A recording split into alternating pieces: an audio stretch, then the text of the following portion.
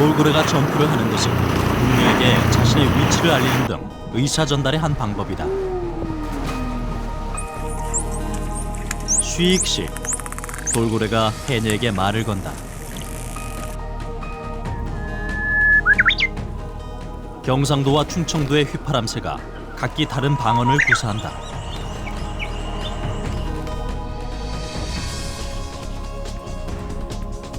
이제 막 둥지를 벗어나는 새끼 원앙.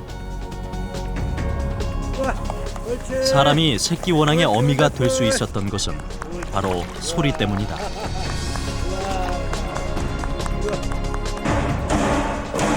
코끼리가 이렇게 흥분한 이유는 자기 소리를 흉내낸 경쟁자가 나타났기 때문이다. 사람이 잘 모르는 동물의 소리 세계, 그 비밀의 문으로 들어가 보자.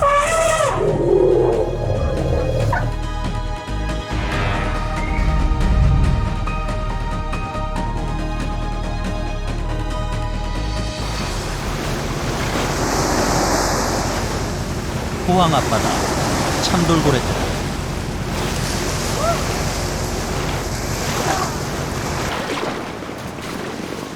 참돌고래의 집단 유형에 바다새들이 함께한다. 참돌고래 떼를 따라다니면 먹잇감을 손쉽게 구할 수 있기 때문이다.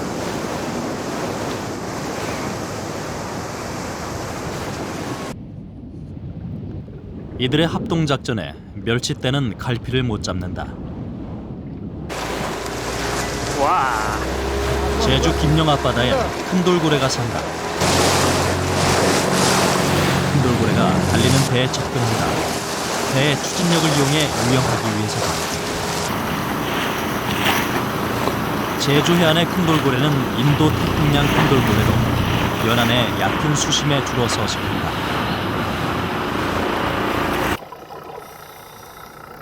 큰 돌고래는 사람과 친숙한 종이어서 물속에서 만나도 잘 도망가지 않는다.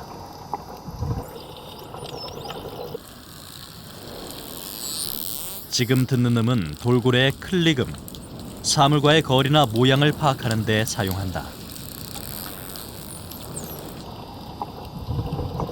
해녀는 물속에서 돌고래를 가장 많이 보는 사람들이다.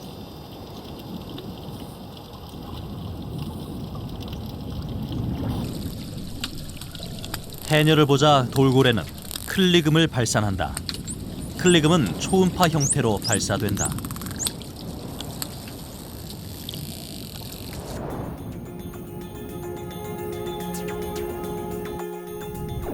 사람이 내는 소리는 주파수가 낮아 사물을 돌아서 나가게 된다. 그런데 소리는 주파수가 높아질수록 사물에 부딪혀 반사되는 특성이 있다. 이 성질을 이용해 돌고래는 사물의 모양과 거리 등을 측정한다.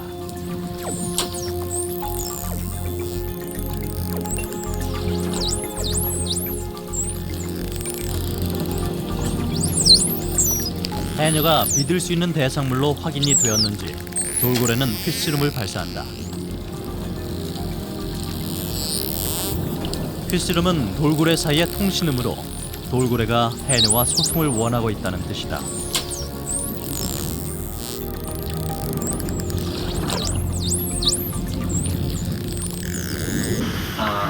非常にダイバーあるいは、その潜っている女性に非常に興味を持っているようです。ホイッスルもいろんな音を出してたり、いろんな音が聞こえたのでおそらく、そういう興味を持ってるっていうことはわかると思います。무섭지 않아요. 처음에 뭐 할 적에는 무서웠는데 오래 물질하다 보니까 무섭지 않고 같이 뭐 하면은 이 말귀를 알아먹어 갖고 물난로 하면은 밑으로 물난로 가고 그래요.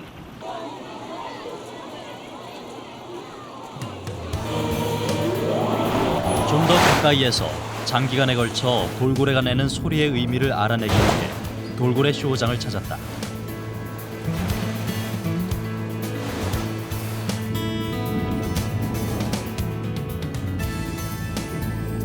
조련사들이 물속에서 돌고래와 함께하는 이유는 돌고래의 몸 상태를 확인하기 위해서다.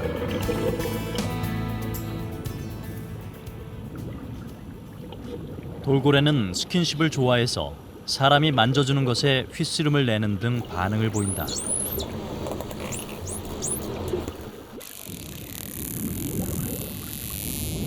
야생에서도 돌고래는 동료끼리 서로 지느러미를 비비는 행동을 자주 한다. 종종 동성의 형태를 띠기도 한다. イルカはしばしば社会的な行動として、相手に胸びれで触ったりとか相手の体をこすったりとかそういう行動をします。相手と仲直りをしたりとか相手に挨拶をしたりとかそういった意味も含まれているのではないかと思われます。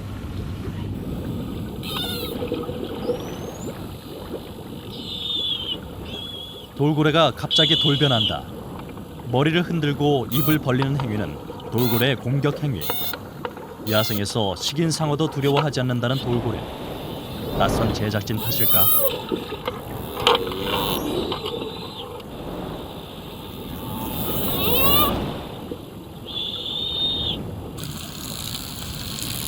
클리금으로 제작진을 다시 탐색하더니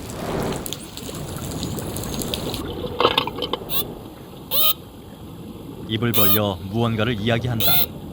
돌고래는 제작진을 물 밖으로 밀어낸다.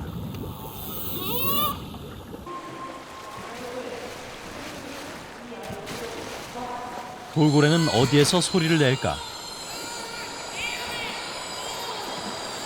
실질적으로 저희가 이제 사람이 그 귀로 직접 들을 수 있는 소리는 이 분기공 움직이는데 이 움직임에 따라서 이제 거기서 나오는 소리 마찰음이죠, 마찰음.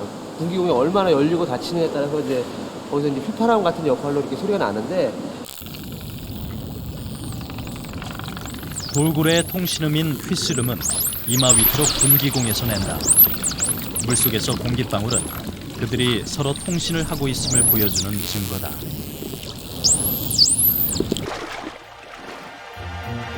돌고래가 초음파로 통신한다면 코끼리는 초저주파로 의사소통을 한다. 소리는 저주파일수록 멀리 퍼지는 성질이 있다. 코끼리는 초저주파를 사용해 수 킬로미터 밖에 떨어져 있는 동료를 부른다.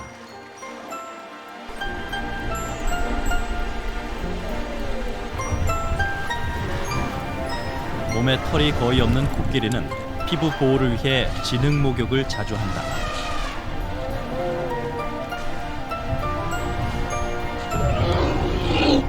코끼리는 연장자인 암컷이 우두머리인 모개사회. 암컷이 우두머리를 중심으로 무리 생활을 하는 반면 수컷은 단독 생활을 한다.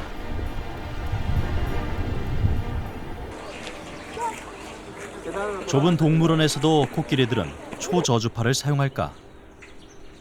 오늘은 암컷인 키마와 사쿠라가 석 달 만에 처음 만나는 날이다.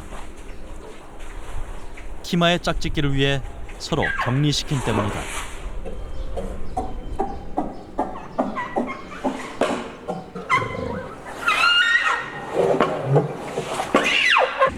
코로 땅을 치는 행위는 흥분했을 때의 전형적인 행동이다.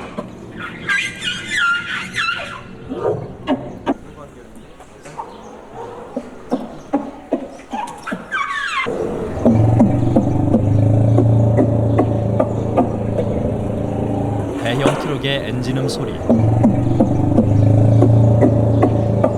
귀에는 들리지만 대부분의 음은 가청음보다 낮은 초저주파음이다.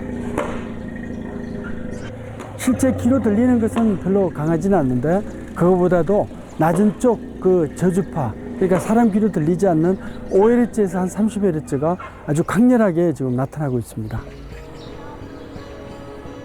30분 정도 격정적인 만남의 시간이 지났을까? 더 이상 코끼리들은 아무런 소리를 내지 않는다. 그렇다면 이들은 정말 아무 소리도 내고 있지 않는 것일까?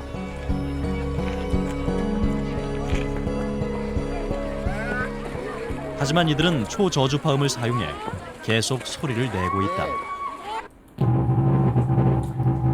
사람이 들을 수 있는 가청음으로 이 소리를 복원해봤다.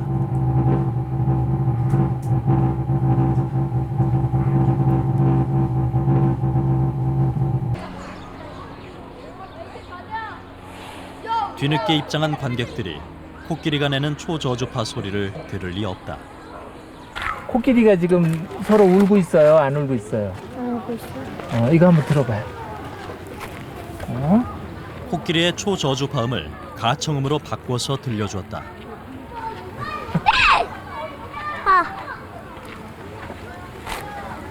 코끼리가 울어요? 안 울어요? 그래요.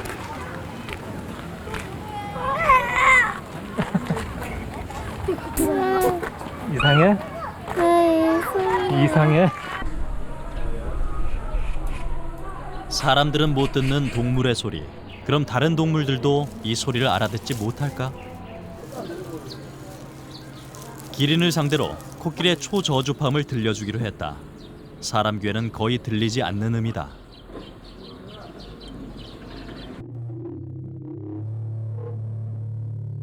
(15헤르츠) 정도의 초저음.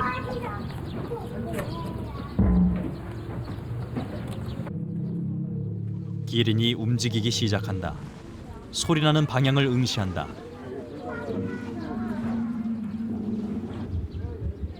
잔뜩 긴장하는 눈치다.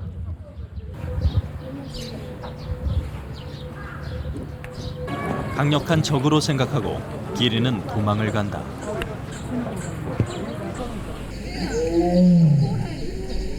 그렇다면 맹수인 호랑이는 어떻게 반응할까?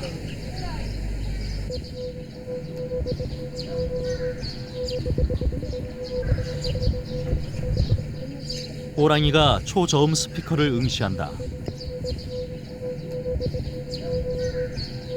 관심을 보인다. 몇몇 호랑이는 스피커를 향해 접근한다. 하지만 기린처럼 도망가지는 않는다.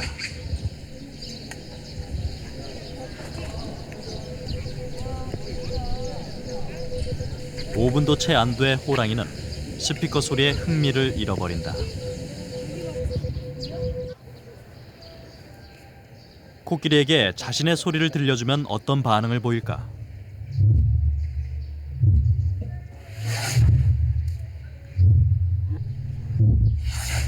코끼리가 음원을 향해 돌진하기 시작한다.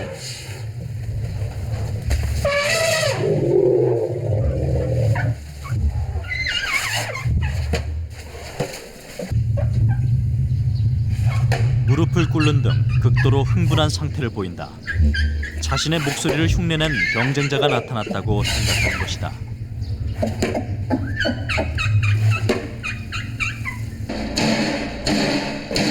초저주파를 감지할 수 있는 코끼리의 청력 덕분에 코끼리들은 쓰나미 때에도 피해를 받지 않고 미리 대피할 수 있었다고 한다.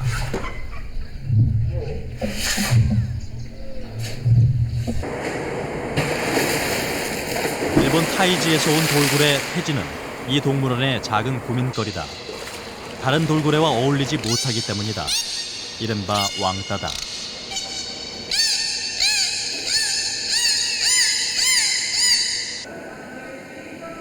태지는 제주산인 다른 두 마리와 떨어져 생활한다. 공연이 끝나서도 늘 혼자 지낸다. 실제로 어울리질 않는 거예요. 어울리질 않아서 야 이거 정말 이제 일본에서 온 애랑 우리나라에서 온 애들이 대화가 안 통하는구나. 그들만의 언어가 있겠구나. 이런 거를 좀 생각을 하고 있죠. 일본어와 한국어는 분명 다르다. 그러나 그것은 사람의 예고, 실제로 동물의 세계에서도 지역적 소리가 따로 존재할 수 있을까? 새로운 개체가 한 그룹에 들어왔을 때는 보통 그 새로운 개체가 그 그룹의 특징적인 접촉음을 학습을 해서 같이 어울려서 적응을 하는 그런 모습이 나타나는데, 현재 접촉음을 배우지 않은 상황에서 따로 이제 한 마리가 적응하지 못하는 그런 현상이지 않을까, 저는 그렇게 생각하고 있습니다. 사회성이 강한 동물이라는 돌고래들을 그물로 갈라놔 봤다. 접촉음이 평소보다 훨씬 증가하고 있다. 생생한 소리를 잡아내기 위해 수중 마이크를 설치했다. 제주산인 대포와 근둥이가 안절부절 못하고 있다.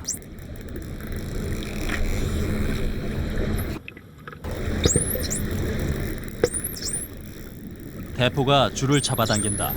그물을 제거하려는 속셈인 듯하다. 평소 홀로 지내던 태지까지 합세한다. 이들이 내는 접촉음을 분석해봤다.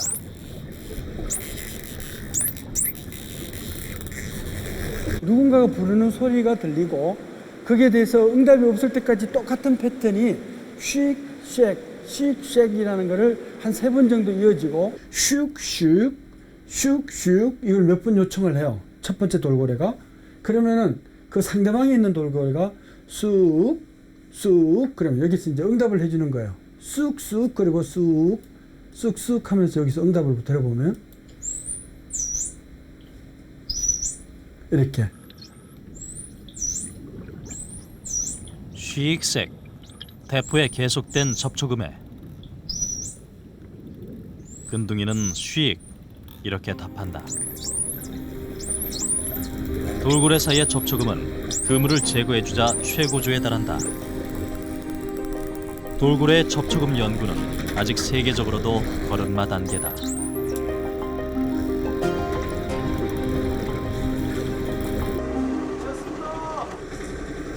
서울동물원에 한 마리의 돌고래가 추가로 들어온다. 태지와 같은 고향인 일본 타이지 지역 돌고래다. 태지의 고향 친구라 태양이로 이름 지었다.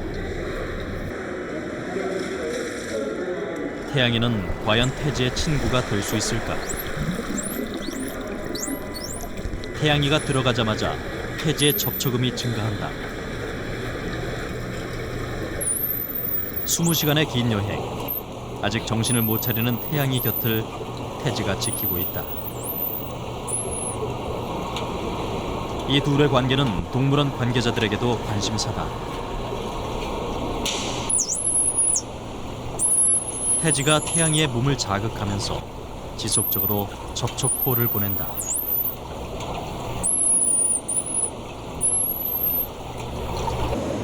관심은 되게 많이 보이고 있는데요. 아무래도 같은 지방에 살던 일본에 같은 지방에 살던 친구라서 그런지 말도 통하는 것 같기도 하고 좀 더 여기 기존에 있던 돌고래보다는 좀 더 친근감을 느끼는 것 같아요. 제 느낌에는 관심도 보이고 계속 주위로 헤엄도 치고 이러는 거 보니까. 매년 5월 경남 통영의 무인도 홍두에는 수만 마리의 괭이갈매기가 몰려든다. 섬을 가득 채운 이 소리들은 다 무슨 의미를 지니고 있는 것일까?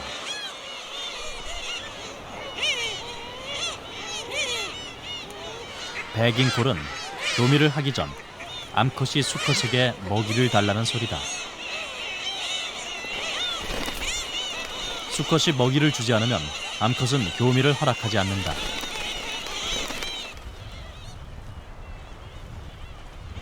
수컷이 어쩔 수 없이 암컷에게 먹이를 토해준다.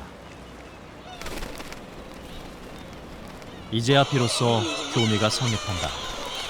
괭이갈매기는 매년 같은 개체와 짝을 이루지만 백인콜은 암수 사이의 통과 의례처럼 행해진다.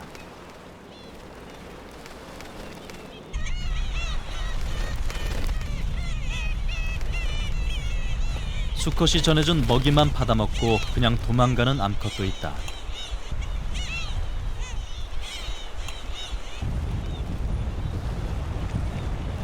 바람 많은 홍도. 알을 품은 지 27일, 새끼의 부화가 임박했다.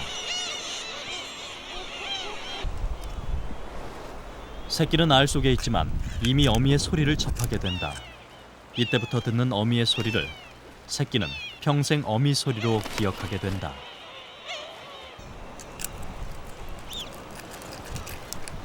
마침내 새끼는 알을 깨고 세상에 나온다. 부화 후 일주일까지 새끼는 어미 품을 크게 벗어나지 않는다.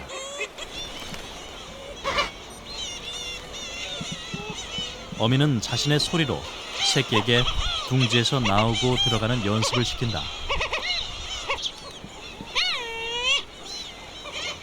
어미의 나오라는 콜이다. 이 소리를 들어야 새끼는 둥지에서 나오게 된다.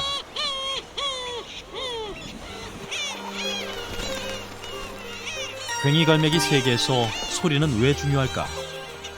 괭이갈매기 번식처에는 사촉과 식물이 많다. 30-40cm밖에 안 되지만 새끼들에겐 앞이 안 보이는 정글이다. 이 앞이 보이지 않는 세계 속에서 새끼는 오로지 어미의 부름에 따라 행동할 수밖에 없는 것이다. 연구 목적으로 괭이갈매기 새끼를 사육하는 정훈 교수. 새끼들이 어미 목소리를 얼마나 잘 기억하는지 실험을 한다. 시각 효과를 배제하기 위해 녹음기는 새끼들이 안 보이는 곳에 놓아둔다.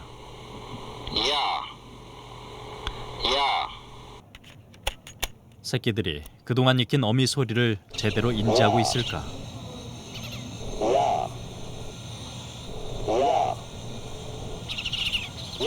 그런데 이상하게 새끼들이 반응이 없다.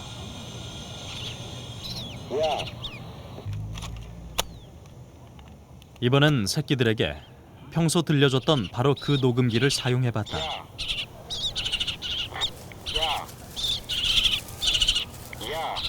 새끼들이 즉각 반응을 보인다.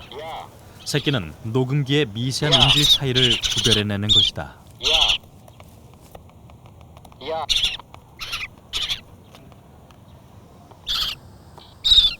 자연 상태에서 괭이갈매기 둥지 간 거리는 약 1m밖에 되지 않습니다.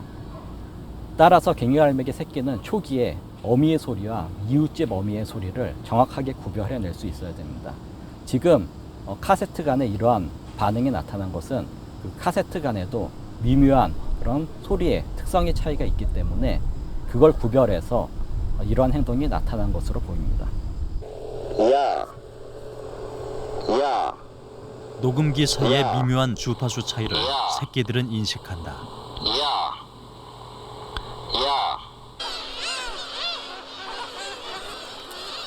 새끼의 기동성이 활발해지는 시기부터 새끼들에겐 위험한 시간이 된다.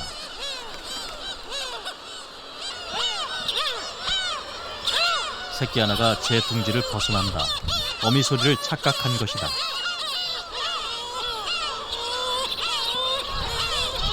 즉각 다른 어미의 공격을 받는다.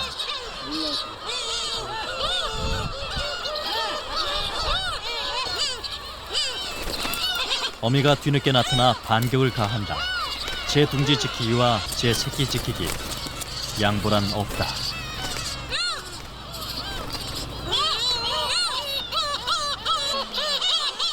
두 어미가 격렬히 싸우는 틈을 이용해 새끼는 자신의 둥지로 돌아온다.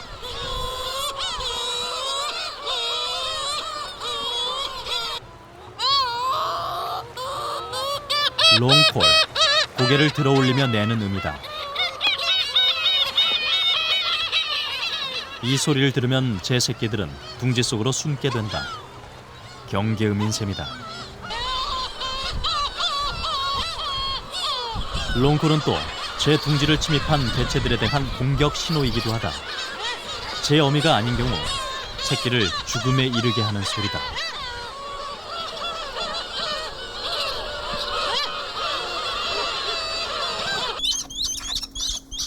한 번도 롱콜을 들어보지 못한 사육된 갈매기 새끼는 이 소리에 어떻게 반응할까?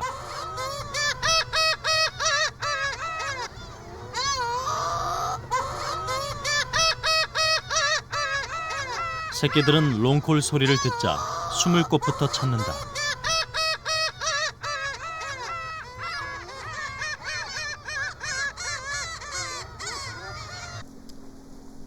새끼들은 어미의 경계 해제 신호 소리가 들릴 때까지 꼼짝도 않고 숨어 있다.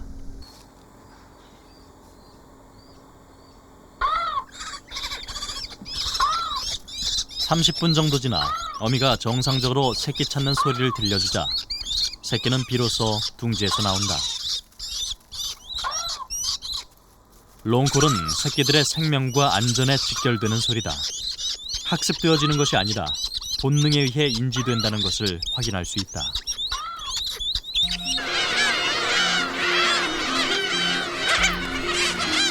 괭이갈매기 어미들은 새끼가 10일 정도 자랄 때까진 제 새끼를 구별하지 못하는 것으로 알려졌다. 그렇다면 어미는 제 새끼를 어떻게 구별할까? 제품을 파고들든가 먹이를 달라고 조르는 등 적극성을 보여야 어미는 제 새끼로 인정한다. 자연 상태에서 괭이갈매기 어미는 자신의 새끼를 구별하지 못합니다. 그 이유는 새끼들의 성장률이 높기 때문에 외형적인 모습이나 그런 목소리가 굉장히 빠르게 변하게 됩니다. 그래서 인식 포인트를 잡을 수가 없습니다. 따라서 새끼는 어미의 소리를 인식하고 자연 상태에서 살아가게 됩니다. 다른 성체의 소리를 들으면 괭이갈매기 새끼들은 그 소리를 듣고 몸을 움츠리고 그리고 도망가는 모습을 보입니다. 그 모습을 본 성체는 자신의 새끼가 아니라는 것을 인식하고 그 새끼를 공격하게 됩니다. 이렇게 새끼가 다른 어미 앞에서 몸을 움츠리면 남의 새끼로 인식되어 바로 공격당하게 된다.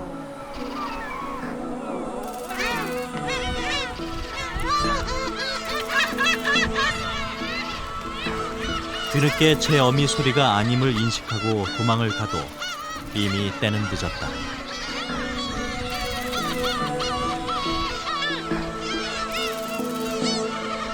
홍도에 가득한 새끼들의 죽음. 둥지를 착각했거나 제 어미의 소리를 기억 못한 비극의 결과다.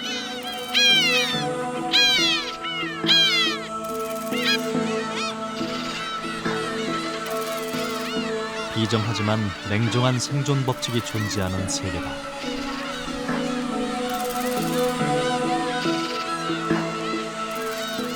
이리와, 옳지, 왔어, 옳지. 천연기념물 옳지. 원앙이 사람에게 다가온다. 천안의 서용길 씨는 문화재청의 허가를 받아 원앙을 사육하고 있다. 그는 세계 최초로 지붕 없는 야생조류 사파리를 만드는 꿈을 가지고 있다.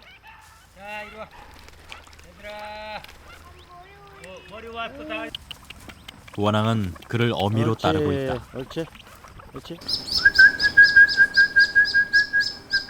원앙 알이 부화할 무렵부터 서 씨는 알을 각별히 돌본다. 부화 초기에 새끼가 익힌 소리는 평생의 어미로 인식한다는 각인 이론을 따르는 것이다. 힘내. 그 아주 날카로운 소리였다가 조금 부드러워지죠. 조금 이제 아까보다 좀 덜 찼죠? 덜 빽빽거리죠?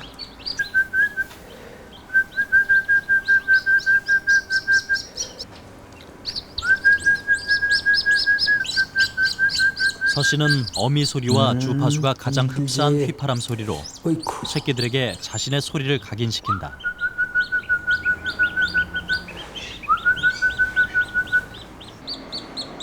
부화 후 불안감에 눈을 뜬 새끼는 어미 역할을 하는 서 씨의 소리를 듣고 편히 눈을 감는다. 이렇게 수건으로 잘 싸주고 이렇게 안고 있으면 편안해하면서 이제 맞췄던 눈을 감고 이제 이렇게 잠을 자게 돼요. 지금 내는 소리는 엄마나 그 보호자를 찾는 그런 날카로운 소리가 아니라 아주 편안해하는 소리.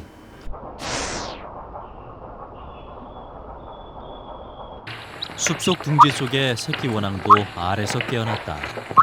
어미는 자신의 소리로 새끼들을 각인시킨다.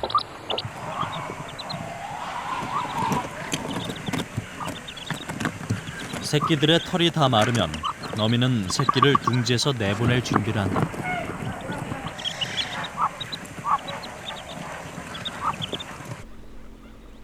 어미는 둥지 밖에서 새끼들의 둥지 떠나기를 독려한다.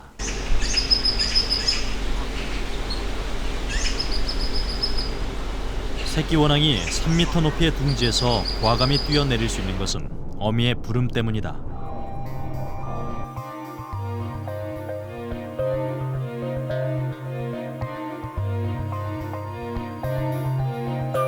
낙하하면서도 새끼는 작은 날개를 휘젓는다.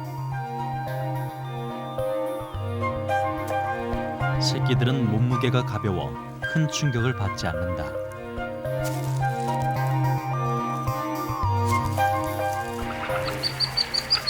지상에서 새끼들을 이끄는 것은 어미다. 어미는 상대적으로 안전한 물로 새끼들을 최대한 신속히 이동시킨다. 이때 새끼들은 어미의 소리를 듣고 따라가게 된다.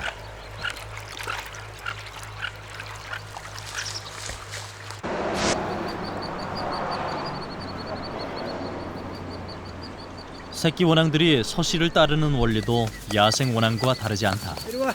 옳지. 옳지. 원더풀. 이리 와. 잘한다. 이리 와. 휘파람과 함께 박수 소리, 그리고 원더풀 등 몇 가지 소리가 새끼 때부터 서씨가 새끼들에게 각인시킨 소리다. 아이고 이 새끼들, 내 새끼들, 아이 참 잘한다. 추워 너는 아직도? 서씨의 품은 새끼 원앙에겐 곧 어미의 품이다. 항상 제 주변에 있어요. 반경 한 5m 이상을 벗어나지 않아요. 혹시 이제 가다가 멀리 가게 되면 소리내서 찾고 다시 또 들어오죠.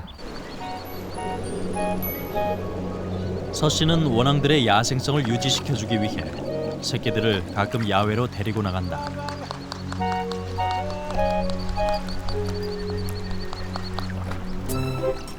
물을 좋아하는 것은 원앙의 본능.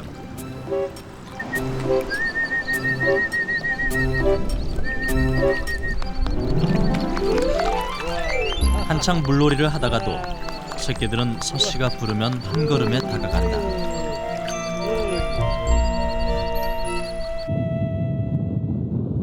프랑스 남부 도시 아울리악. 뮬렉 씨는 새와 함께 비행을 하는 사람이다.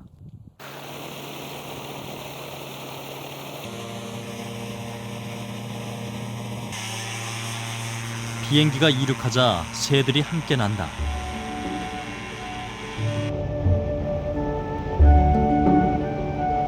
뮬렉 씨 곁에서 비행하는 새는 흰 얼굴 기러기. 유럽에서는 멸종 위기에 처한 새다. 흰 얼굴 기러기들은 다른 기러기류처럼 무리를 이룬다. 뮬렉 씨는 이 기러기 무리의 대장이다.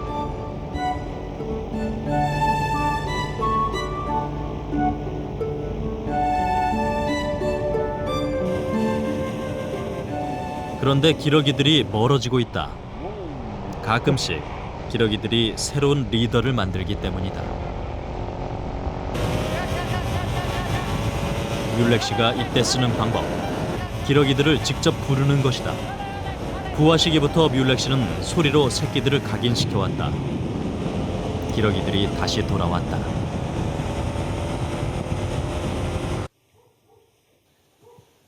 뮬렉 씨가 쓰는 방법도 서씨의 그것과 크게 다르지 않다.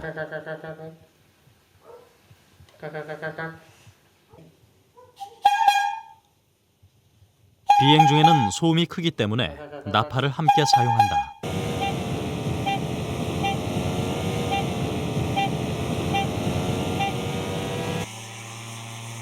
부화 전부터 비행기의 소리를 녹음해 새끼들이 익숙하게 만든다.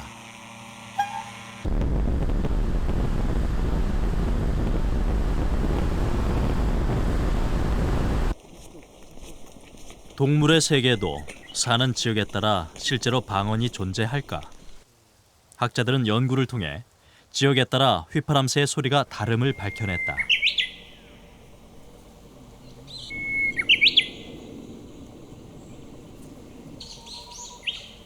휘파람새는 사는 지역에 따라 내륙 휘파람새와 제주 휘파람새로 나뉜다. 제주 휘파람새는 주로 제주도와 남해안, 그리고 일부 서해안 도서 지역에 분포한다.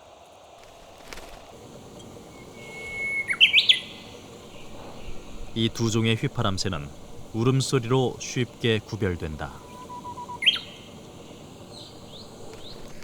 제주 휘파람새 혹은 일명 섬 휘파람새는요, 이렇게 휘파람새 소나무보다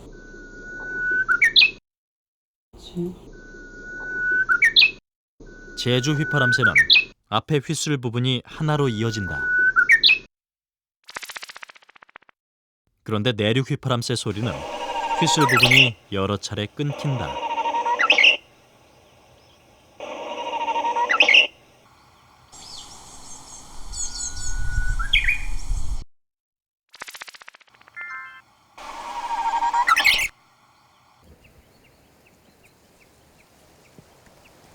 7년간 제주 휘파람새 소리를 연구하고 있는 생물교사 신상석 씨. 그는 같은 제주 휘파람새라도 지역에 따라 소리가 어떻게 다른지를 연구하고 있다. 그동안 전국 도서 지역을 다니며 2천여 개의 제주 휘파람새 소리를 녹음했다. 거제도 휘파람새 약 40개체를 분석하고 외연도 휘파람새 약 30개체를 분석한 결과 거제도 휘파람새는 소리가 도, 피릭 이런 식으로 약간 단순합니다. 반면에 외연도 휘파람새는 소리가 도, 피릭, 피릭, 피리릭 이런 식으로 음절 부분이 복잡합니다. 직접 소리로 확인해보자. 먼저 경남에 위치한 거제도의 휘파람새 소리다.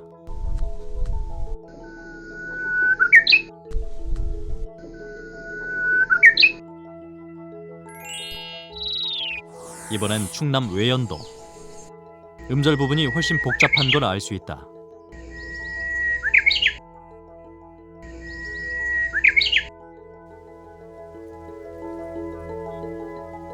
제주도에 사는 제주 휘파람새 소리는 또 다르다.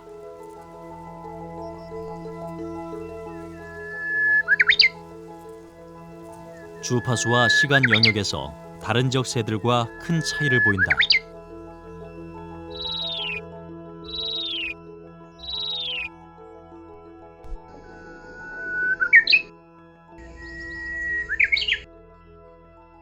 이런 차이는 왜 생기는 걸까? 그러니까 학습은 우리 인간만이 하는 것을 알고 있었는데 이와 같이 새들도 태어나서 아주 짧은 기간 동안에 학습이 이루어져요. 그래서 제주도에서만 있다 그러면 제주도의 특별한 소리를 학습을 하는 것이고, 얘가 만약에 완도 지방에서 주로 생활을 하는 애다 그러면은 그 완도 지방의 독특한 새 소리를 학습을 하게 되는 것이죠. 그래서 학습을 통해서 그 당대뿐만 아니라 그 다음 세대까지 연결이 됨으로 인해 가지고 그 지역의 특징적인 그 방언이 형성되는 것입니다. 제주 휘파람새에게 내륙 휘파람새 소리를 들려주면 어떤 반응을 보일까?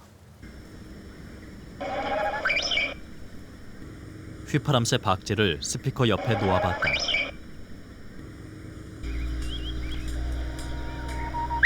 잠시 후 휘파람새가 나타났다.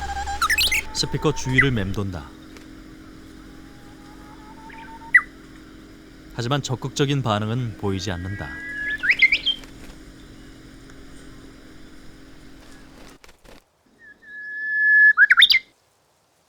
이번엔 같은 지역에 사는 제주 휘파람새 소리를 들려주었다. 3분도 안 돼 나타난 휘파람새. 바로 박제에 대한 공격에 나선다.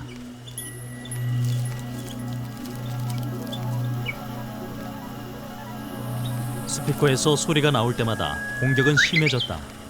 내륙 휘파람새 소리 때와는 반응이 사뭇 다르다.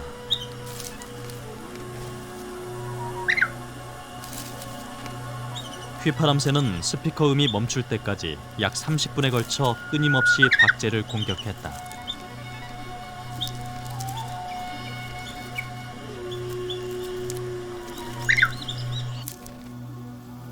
특히 머리 부분을 집중 공격했다. 주변에 흔히 들었던 그 제주 휘파람새의 그 특징적인 소리가 자신한테 어떤 테리토리, 세력권을 확보를 한다든지 짝을 찾는 데서 보다 더 위협이 되기 때문에 보다 더 공격적으로 반응하는 것으로 알고 있습니다.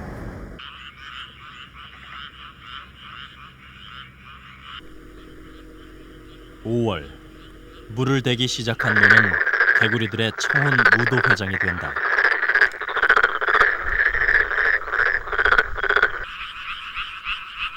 암컷 개구리는 오로지 수컷의 우렁찬 소리만으로 짝을 찾는다. 수컷 개구리는 덩치가 크고 건강한 개체일수록 저음을 발산한다.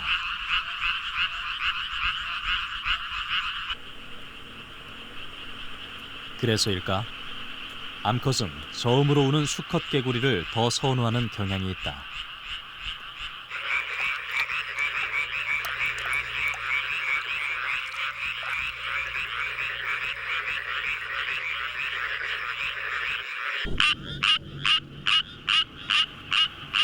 우는 자태나 모양 등 의심할 여지 없이 같은 청개구리로 보인다.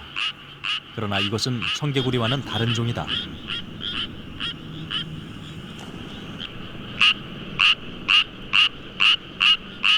청개구리보다 높은 톤의 금속성의 소리.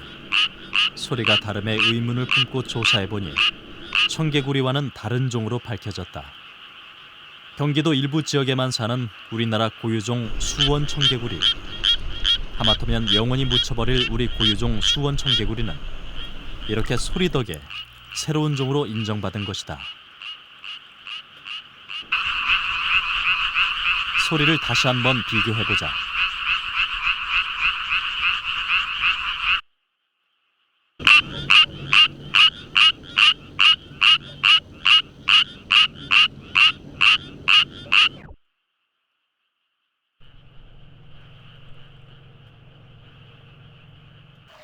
무당개구리는 울음보가 없다.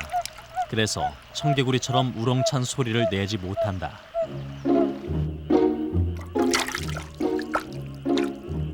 다른 개구리처럼 소리로 암컷을 유인하지 못하는 무당개구리. 그들의 번식 전략은 덮어놓고 아무나 끼어앉기다.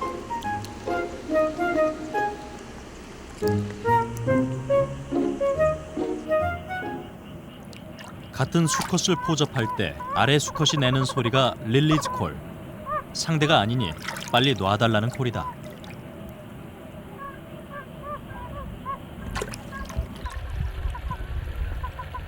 무당개구리가 물두꺼비를 포접했다.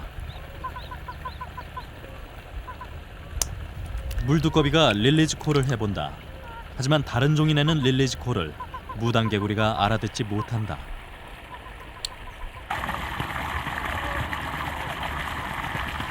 무당개구리가 끝까지 놓지 않아 물두꺼비가 죽는 경우도 있다. 사철 변화가 없어 보이는 동굴. 그곳엔 박쥐가 산다. 박쥐 탐지기에 소리가 잡힌다. 많은 개체가 있는 듯하다. 80kg 정도면 물수염 박쥐 정도가 있을 것 같은데 직접 확인을 하면 될 수 있을 것 같거든요. 굉장히 많은 개체가 있는 것 같아요. 박쥐 탐지기를 사용하면 소리만으로 박쥐의 종류를 알 수 있다. 예측한 대로 물 윗수염 박쥐떼를 발견한다.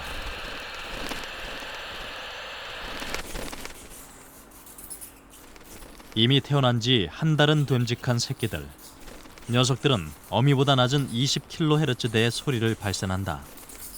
새끼들은 초음파를 어미로부터 배우는 시기다. 따라서 새끼는 어미처럼 초음파 소리로 사물을 보지 못한다.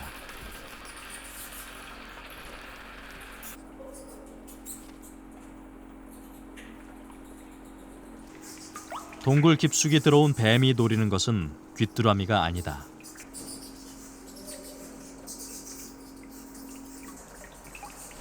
새끼들이 긴장한다. 누룩뱀은 물 위에서 낙오된 새끼를 노린다. 천장에서 떨어진 새끼 박쥐. 이미 저항할 힘을 잃었다.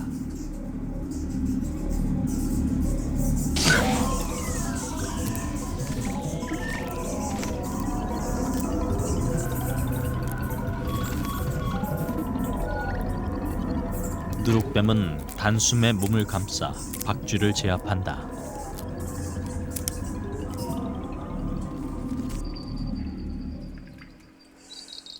또 다른 종류의 박쥐 초음파. 70kHz대의 관박쥐. 물 위 수염 박쥐보다 주파수가 훨씬 높다.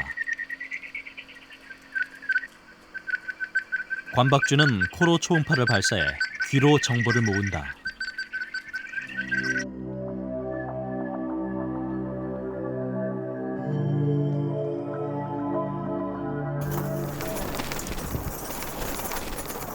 해가 저물면 박쥐가 동굴을 떠나기 시작한다. 사냥을 위해서다.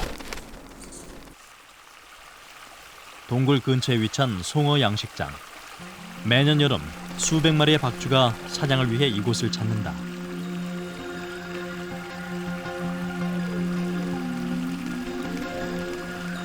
박쥐가 노리는 것은 물 위를 비행하는 작은 수서곤충들. 40kHz 물 윗수염 박쥐가 사냥 중이다. 물 윗수염 박쥐는 냇가 등 비교적 탁 트인 공간에서 사냥을 한다. 넓은 공간에선 그다지 정교한 음파 탐지기가 필요 없다.